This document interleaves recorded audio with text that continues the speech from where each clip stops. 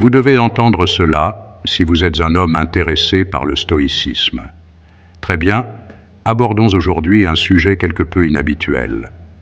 Nous allons explorer la philosophie du stoïcisme à travers le regard de l'une de ses plus grandes figures, Marc Aurèle. Plus précisément, nous examinerons ce qu'il considérait comme les faiblesses des femmes et comment les hommes peuvent transformer ces faiblesses apparentes en force.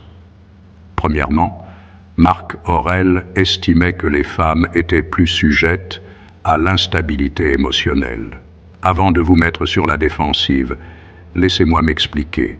La sensibilité émotionnelle peut être une superpuissance lorsqu'elle est correctement exploitée. Elle permet une empathie plus profonde et des relations plus fortes. Ainsi, au lieu de la considérer comme une faiblesse, les hommes peuvent cultiver leur intelligence émotionnelle et l'utiliser à leur avantage. Deuxièmement, il existe l'idée que les femmes sont plus sensibles à la vanité.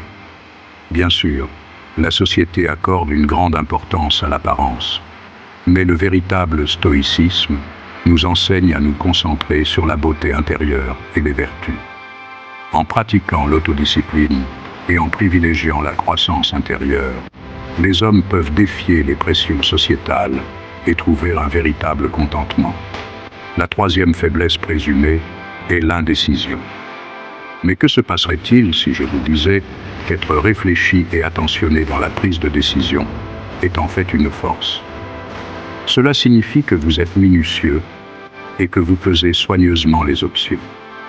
Adoptez cette qualité, mais travaillez également à être décisif lorsque la situation l'exige.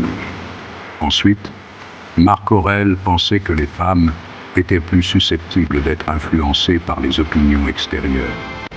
Bien qu'il soit crucial de prendre en compte d'autres perspectives, le stoïcisme met l'accent sur l'importance de la sagesse intérieure. Faites confiance à votre propre jugement et laissez vos valeurs vous guider, plutôt que de succomber aux pressions extérieures. Enfin, nous avons l'idée que les femmes ont tendance à éviter la confrontation.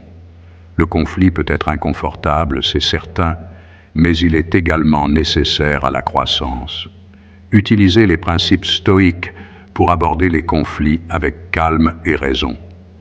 Défendez votre position avec respect et vous constaterez que la confrontation peut mener à des relations plus fortes et plus saines. En conclusion, Marc Aurèle a peut-être vu ces traits comme des faiblesses, mais en réalité, ils peuvent tous être transformés en force à travers le prisme du stoïcisme. Tout est une question de perspective et de la façon dont nous choisissons de naviguer dans nos mondes intérieurs et extérieurs. Alors, prenez ces idées en compte, avancez et dominez votre journée avec la sagesse des anciens. Rappelez-vous, le pouvoir de transformer les faiblesses en force réside en vous. Jusqu'à la prochaine fois, restez fort, restez stoïque